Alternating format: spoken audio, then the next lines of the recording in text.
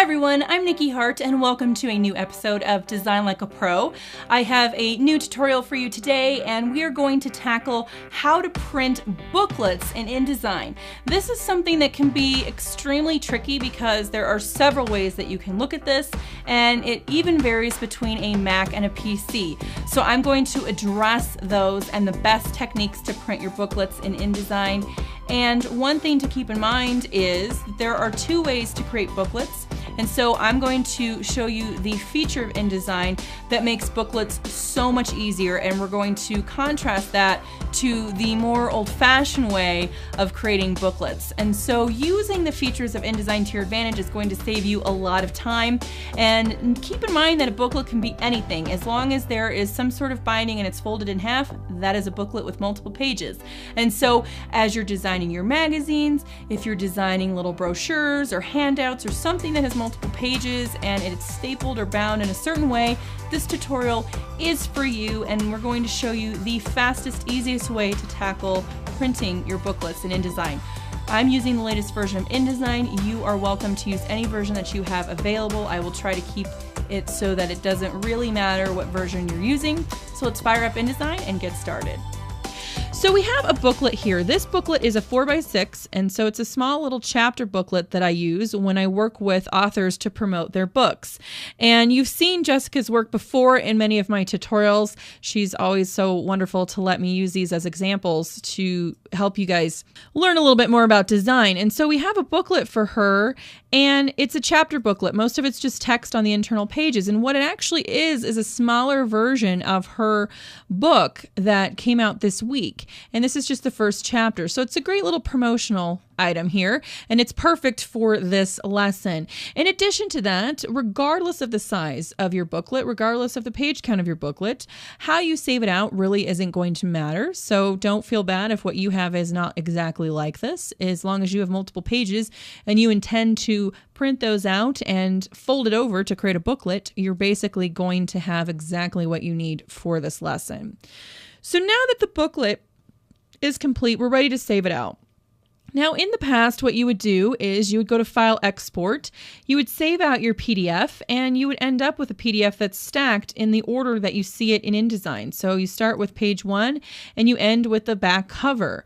And that's fine. Many printers can actually take that and do what's needed to print that booklet. But InDesign comes with a neat little feature called Print Booklet that will actually reorder your pages in such a way that when you print this out, it's going to be in the right order so that it's double-sided and you fold it in half to create your booklet. This is a great way to test this out if you have access to a copy machine, for example, that would print your pages double-sided. Basically, when you print those out and they come out in order, you basically just pick up that stack, fold it in half, and you have your booklet. If you have bleeds, however, there's a little bit of extra attention that needs to happen, but ideally you could just print that right out and it prints it in the order.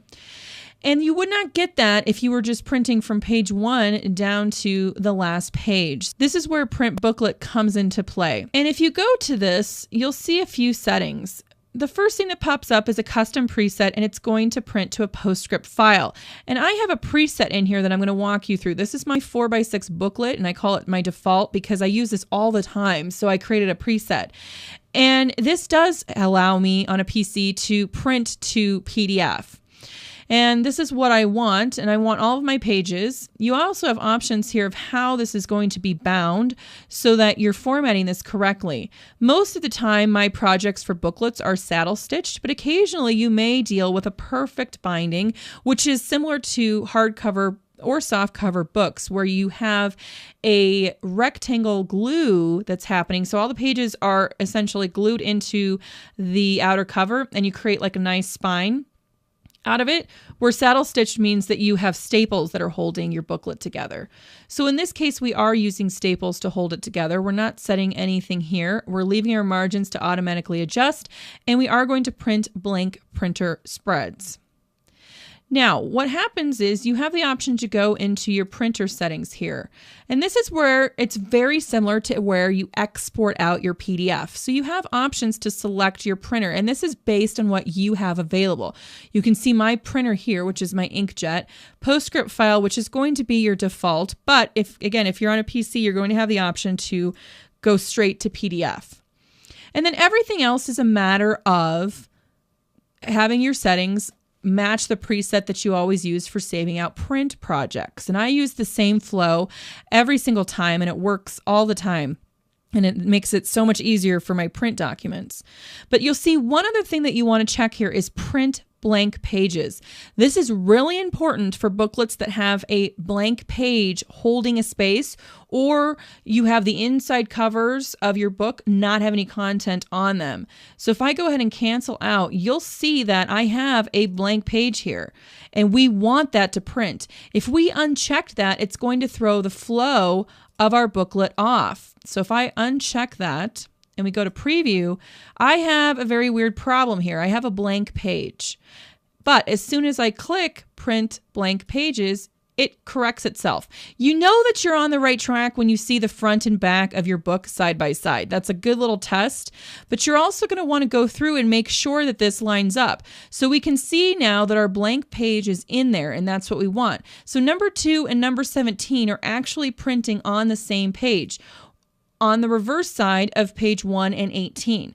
This gets a little bit confusing if you're not used to pagination with booklets. This is actually the way that designers used to design books before InDesign allowed you to have facing pages, and you can then use this print booklet feature. So in InDesign, you used to design this with 18 here and 1 here, 2, 17, and so on. So these are not consecutive, but when they print out and you fold them in half, you are in order with this. So this is actually going to be on the right. This is going to fold behind it on the right. So the best way to do this is to take out a sheet of paper, as many as you need, and just number them, your pages starting on the right, 1 all the way through the end. And you'll see that your pages end up being just like this without content. And that's what I used to have to do before I used facing pages, that I'd have to like lay out this little mock-up to make sure that I was designing the pages on the right spread.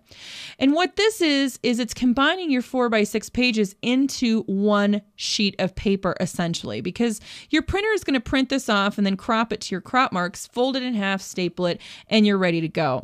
So you're saving the printer the step of having to do that with individual pages by doing it with InDesign's feature here.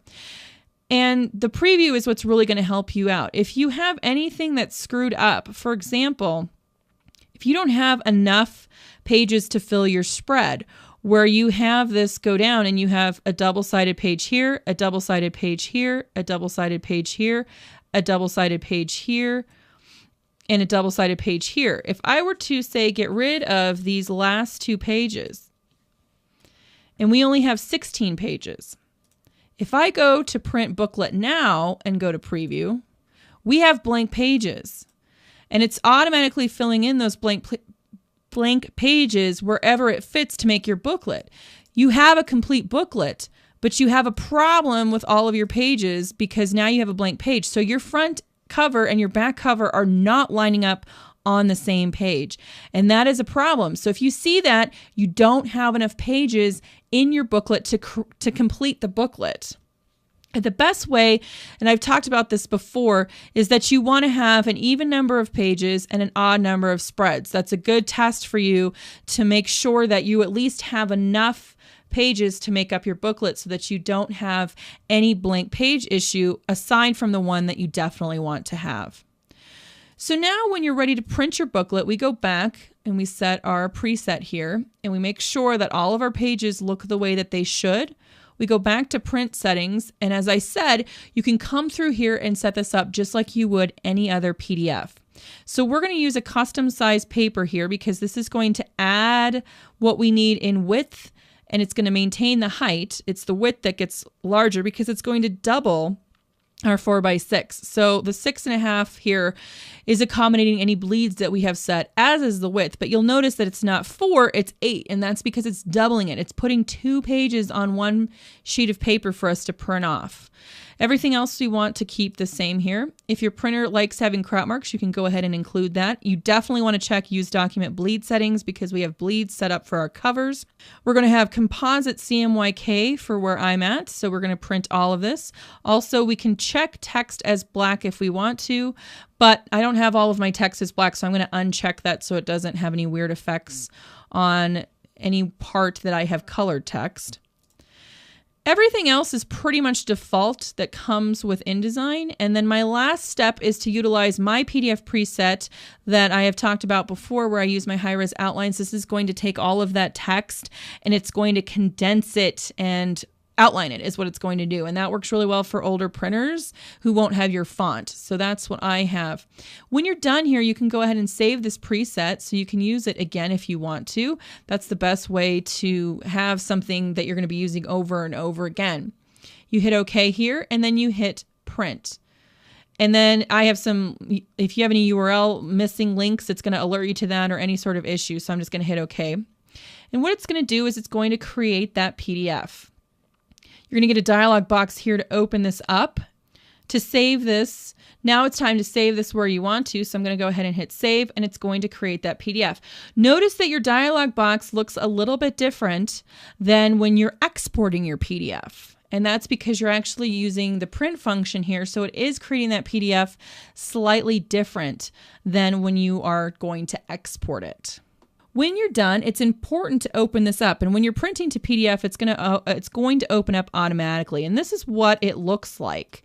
So instead of seeing your pages one right after the other, you're actually seeing them side by side as spreads. And this means that they're going to print double-sided. So this is our covers. This is going to be on the inside of that cover and so forth and so on. So these are going to be double-sided, all the way down until the end of our booklet.